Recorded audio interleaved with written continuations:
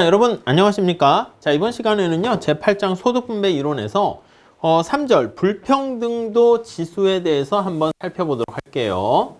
자, 우리 불평등이 얼마나 불평등한가 그거를 좀 측정하는 지수를 만들었거든요. 자, 그래서 먼저 처음 시작할 거는요 여러 가지 불평등 지수가 있는데 로렌츠 곡선부터 한번 살펴보도록 할게요. 자, 이게 이제 직관적이고 약간 그래프로 접근하는 것인데 밑에 그림 잘 보시면 되겠어요. 아니, 우리 가난한 사람서부터 부유한 사람까지 쭉 일렬로 세워가지고요 이렇게 표현을 했단 말이지. 그래서 수평축이 어떤 값입니까? 라고 하면요 거기 보시면 누적 사람의 인구예요. 그러니까 이제 100명의 사람이 있다고 할게요. 퍼센트지로 돼 있는데 100명의 사람이 있고요. 수직축은 전체 소득 중에서 차지하는 비율이야. 그러니까 수직축은 누적소득이라고 보시면 돼요.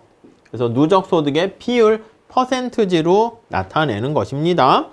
자, 그래서 거기 보시면 여기가 이제 원점에서 시작해서 A점 이렇게 나와 있는데 45도선 같이 이렇게 대각선을 쭉 연결하게 된 거 요걸 알 수 있고요. 자, 그래서 거기 보시면 로렌츠 곡선 이렇게 있잖아요. 밑에 하늘 색깔로 할까요?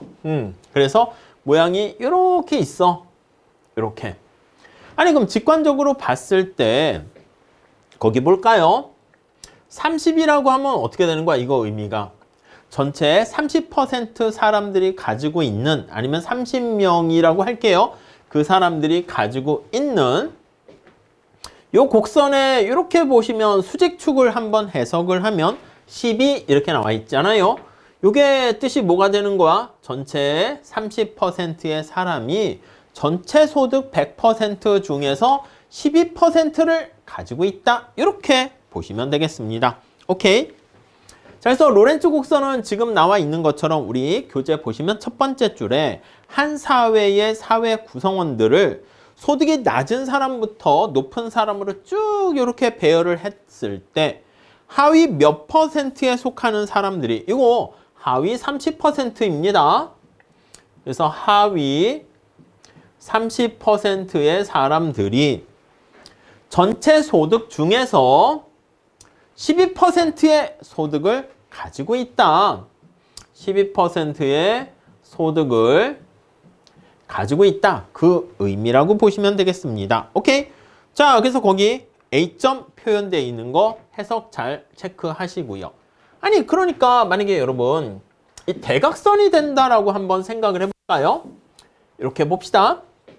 대각선에 거기 보시면 뭐 빨간 색깔로 되어 있으니까 빨강으로 해가지고 색깔을 맞춰볼게요. 이렇게 돼 있어. 이 의미는 어떻게 되겠습니까? 이 의미는 완전 균등인 거 이해되시죠? 자, 30명의 사람이 있으면 전체 30이라는 소득을 갖게 되고 99명의 사람이 있으면 99의 소득을 논아 갖게 되니까 요게 빨간 색깔이 되면 완전하게 균등하게 소득이 분배되어 있다. 그렇게 보시면 되겠고요. 제일 끝에 나와 있는 거기 점선으로 되어 있죠? 이렇게 돼 있으면 어떻게 돼? 30명의 사람이 소득 하나도 안 갖는 거야. 90명에 되는 사람도 없고 99명까지도 아무런 소득이 없어요. 나머지 한 명이 모든 걸 다 갖고 있는 그런 상황이죠. 그래서 거기 나와 있는 이렇게 되는 것을 이거는 완전하게 불균등하게 분배가 되어 있다. 이렇게 정리를 하시면 되겠습니다. 오케이? 이해 가시겠죠? 자, 그래서 다음 페이지 한번 볼게요. 232페이지 가보시면 이 대각선에서 점점점 멀어져서 이쪽으로 갈수록 불평등이 심해지고 대각선으로 갈수록 평등해진다. 이렇게 보시면 되겠습니다. 자, 첫 번째 줄 볼게요. 로렌츠 곡선이 거기 위에 보시면 푸른 색깔 점선으로 표현된 거 나와 있고요. 극단적인 대각선과 극단적인 니은자 모양이 되는 거 이렇게 표현돼 있어요. 세 번째 줄 볼까요? 우리는 모두가 똑같은 소득을 나눠 갖는 균등한 분배가 바로 평등한 분배라는 전제 하에서 우리가 얘기하고 있는데 균등한 분배랑 평등한 분배가 같은 건 아닙니다. 그래서 우리가 암묵적인 가정이 뭐냐면 로렌츠 곡선의 암묵적인 가정이 완전하게 균등하게 n분의 1로 놀아가는 게 균등이 거기 나와 있는 것처럼 바로 평등하다. 이렇게 평등한 분배다라는 전제 하에서 얘기를 하는 거야. 분배라는 전제 하에서 얘기를 한다. 이렇게 보시면 되겠습니다. 자, 그렇게 보시고. 그리고 여기 나와 있는 것처럼 로렌츠 곡선이 이렇게 돼 있는 거랑 이렇게 흰색하고 비교해 봤을 때 이쪽이 완전 균등에 가깝죠? 그리고 여기는 숫자로 표현되는 건 아니고 의미가 있다기보다는 약간 서술적인 측면에서 순서를 우리가 파악할 때 활용할 수 있다 보시면 되겠습니다. 밑에서 네 번째 줄 서술적 그 정도 정리하시고요. 근데 문제는 뭐냐면 순서만 알 수가 있고 한계가 또 뭐냐면 교차 시 문제가 발생할 수 있죠. 교차 시 판단하기가 애매할 수 있다. 이렇게 정리하시면 되겠습니다.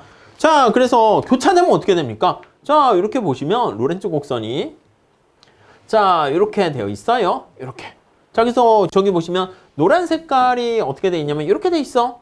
이렇게 되어 있고 하늘 색깔이 보니까 로렌츠 곡선이 이렇게 되어 있고 그러면 아니 우리가 판단할 때 교차되기 전에는 노란 색깔이 더 대각선에서 멀어지니까 불평등하고요. 교차된 이후에는 하늘 색깔이 훨씬 더 불평등하다라는 것을 알 수가 있겠죠. 그래서 교차 시 판단할 수 없다라는 게 한계입니다. 그래서 등장하게 된 게 진위계수다. 이렇게 보시면 되겠습니다. 진위계수.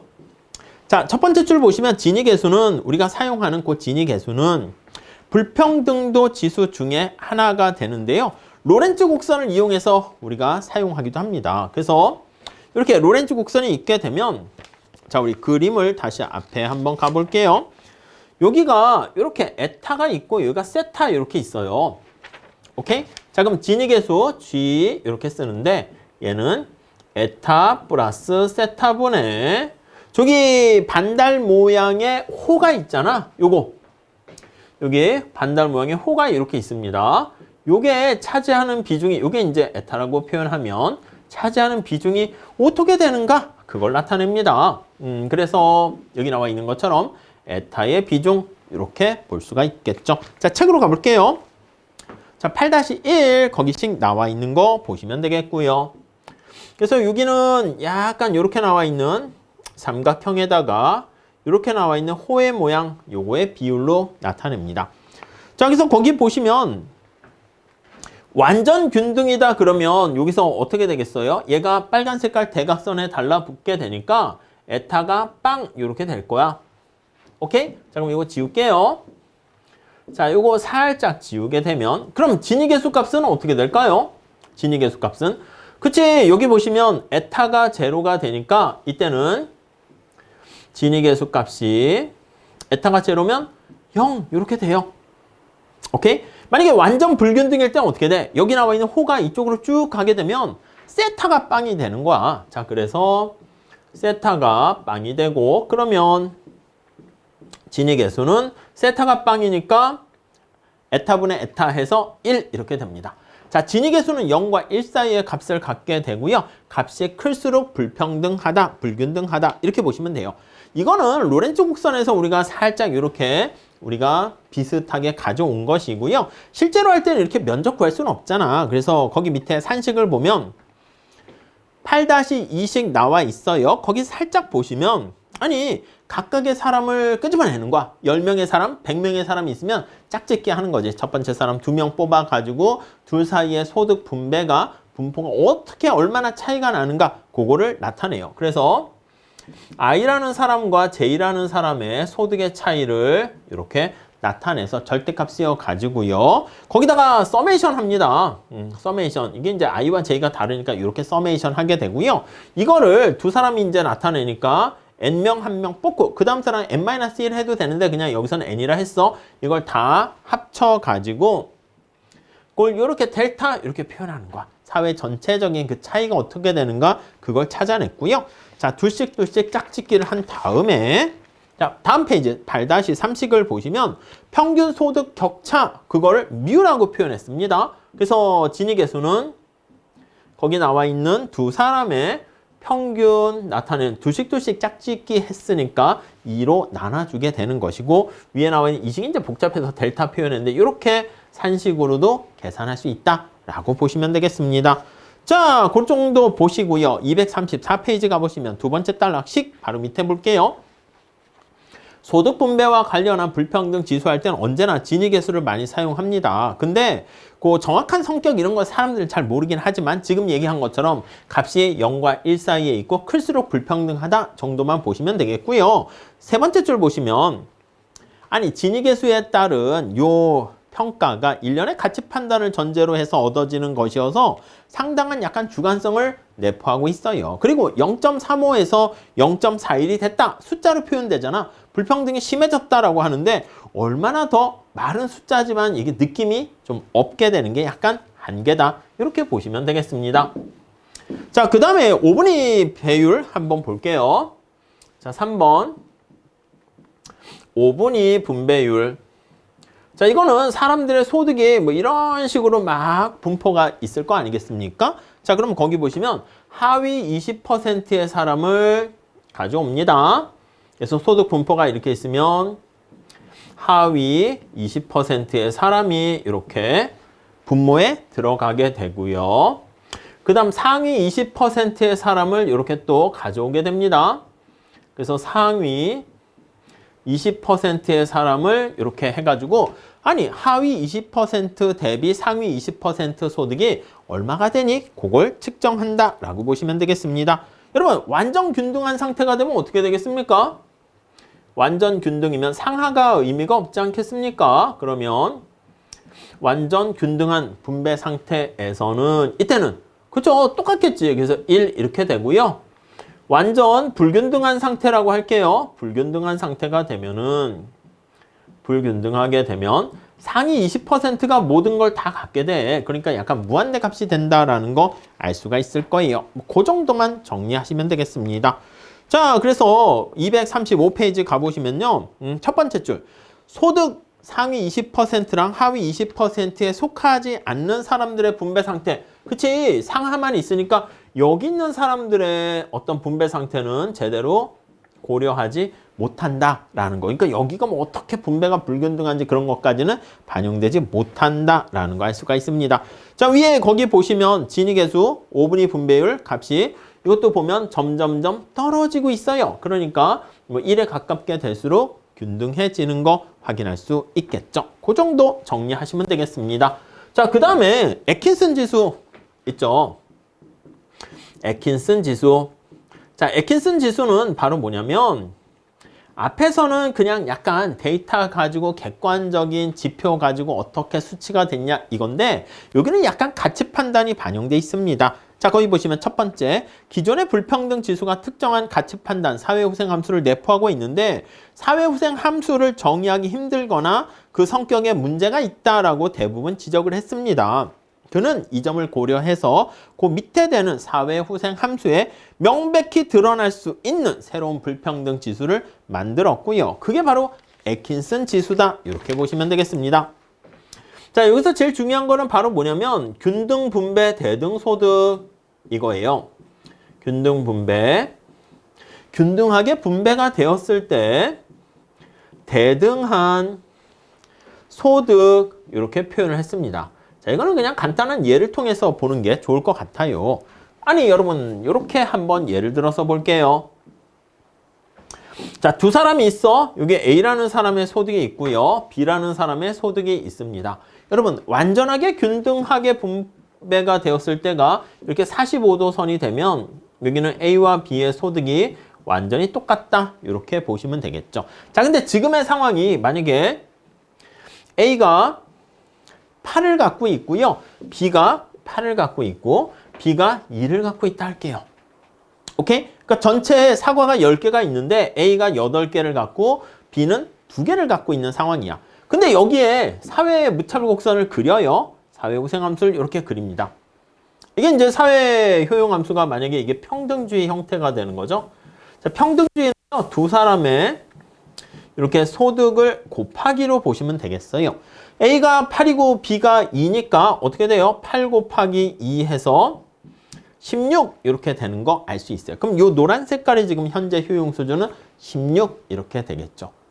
오케이? 자, 근데 균등분배 대등소득이라는 것은 여기 현재 상태 16과 동일한 효용을 달성하게 되는데 완전하게 균등하게 논아 가졌을 때 얼마면 되겠니?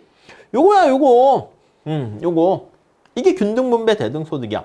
이게 둘이 똑같이 논아 갖게 되는 거니까 효용함수가 지금 곱하기로 돼 있잖아. 그래서 완전히 균등하게 논아 갖게 되는 상황이다 라고 하면은요. 곱해서 16이 되는 경우는 얼마가 되겠습니까? 4, 4, 16 이렇게 되겠지. 이게 바로 균등분배 대등소득 해서 여기가 4 이렇게 보시면 되겠어요. 오케이? 자, 다시 한번 요거 해석을 책에 있는 거 가지고 볼게요. 236페이지. 균등분배 대등소득 거기 보시면 1인당 평균소득이 Y바로 주어져 있어. 지금 평균소득이 어떻게 돼 있어? 두 사람의 소득을 합해요. A라는 사람의 소득과 B라는 사람의 소득을 합해서 2로 나눠줍니다. A라는 사람의 소득이 지금 8이고 B라는 사람의 소득이 어떻게? 2 이렇게 돼 있으니까 5 이렇게 돼 있단 말이지. 자, 다시. 자, Y바로 지금 평균소득이 있는데 자, 이 소득이 어떤 특정한 상태로 사람들 사이에 분배된 결과 지금 여기 나오는 A와 같이 분배가 되어 있다 할게요. A라는 상태가 여기 소문자 A, 이 분배 상태가 A라는 사람이 8을 갖고 있고 B라는 사람이 2를 갖고 있는 상황이야. 오케이? 요때 효용 수준은 얼마라고요? 효용 수준이 16 이렇게 돼 있어요. 자, 지금 간단한 예를 든 건데 이렇게 지금 A라는 점을 선택했을 때 그때 효용 수준이 16인데 자, 책으로 갈게요.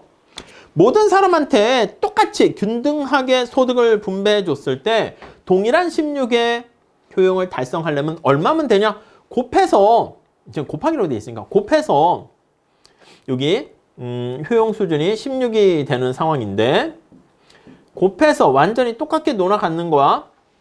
자, 그랬을 때 얼마면 되겠니? 이렇게 쓸까요? A라는 이렇게 합시다. 그러면 A라는 사람의 균등분배 B라는 사람이 똑같이 논아 갖게 되는 거 얼마면 됩니까? 4 곱하기 4는 16 이렇게 되잖아.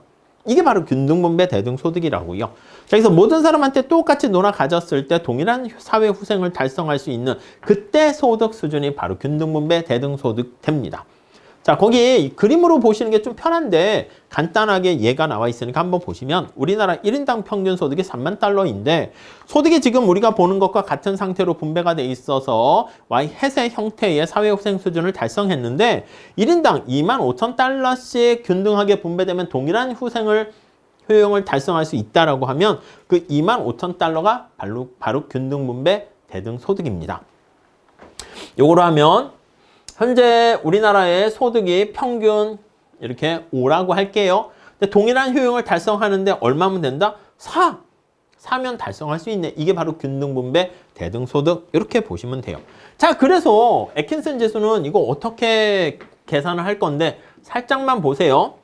거기 밑에 보시면 1 마이너스 여기가 이제 평균 소득이고요.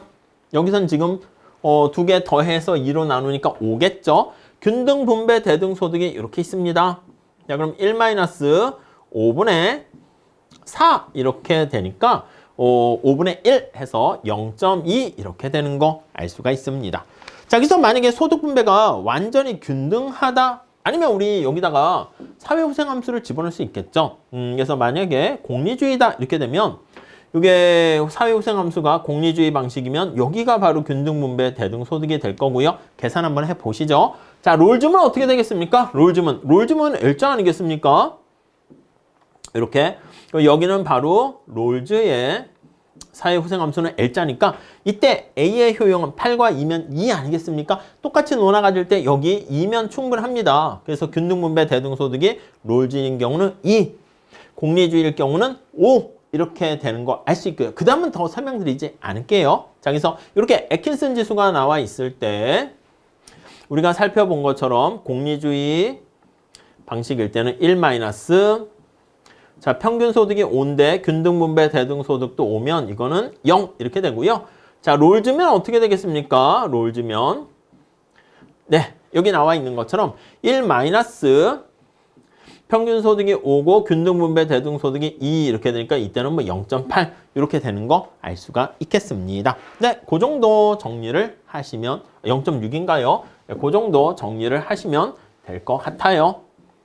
여기서 효용함수가 주어지게 되면 그렇게 우리가 균등분배 대등소득을 계산해서 애킨슨 지수를 나타낼 수 있어요. 자, 그래서 완전히 극단적인 경우 거기 식 바로 밑에 보시면 완전히 균등하면 요거 두 개가 똑같겠죠. 그렇게 되니까 애킨슨 지수는 0 이렇게 될 것이고요. 반대로 극단이 돼서 거의 제로에 가까운 1인당 소득이라도 균등하게 분배가 된다. 균등 분배 대등 소득이 거의 제로에 가깝다. 이렇게 돼버리면은 1에 가깝게 되겠죠. 그래서 0과 1 사이를 갖고요. 1에 가까울수록 더 불평등한 상태가 된다라는 거 쉽게 알 수 있습니다. 지금 살펴본 것처럼 핑크 색깔의 공리주의랑 노란 색깔의 평등주의, L자의 롤즈와 관련해 가지고요. 거기 있는 것처럼 균등 분배 대등 소득의 값이 달라지게 되고요. 그래서 현재 분배 상태를 얼마나 불균등하게 불평등을 중시 여기는가, 그 사람들의 그 가치 판단이 여기 내포가 될 수 있습니다. 오케이? 자, 그래서 다음 페이지 가보시면 237페이지에 애킨슨의 요 간단한 아이디어만 말씀드렸는데 이거를 좀 뭔가 입실론 해가지고요. 약간 불평등에 대한 사람들의 기피하는 가중치 정도를 나타내서 8-6식으로 이렇게 만들어가지고 우리가 좀 뭔가 다양한 이런 가중치를 반영할 수 있다라고 보시면 될 것 같습니다. 그래서 그 입실론이 바로 밑에서 세 번째 줄에 나와 있는 것처럼 불평등을 싫어하는 사람들의 그 불평등 싫어하는 정도, 그걸 반영한다라고 보시면 되겠네요. 자, 이렇게 해서 우리 이번 시간에는요, 불평등 지수와 관련해서 전반적으로 가볍게 이렇게 다양한 지표들이 있다라는 거 이외에 또 더 있습니다. 그리고 아니면 여러분들께서 요즘 시대에 맞춰가지고 요걸 참고로 해가지고 새롭게 뭔가 불평등 지수를 만들어서 한번 조사를 해볼, 뭐 그럴 수도 있겠죠. 네, 한번 고민해 보시고요. 자, 이 정도까지 하시고요. 다음 시간에는 불평등의 발생 원인이 무엇인가, 그거에 대해서 한번 살펴보도록 하겠습니다. 다음 시간에 이어서 할게요. 감사합니다.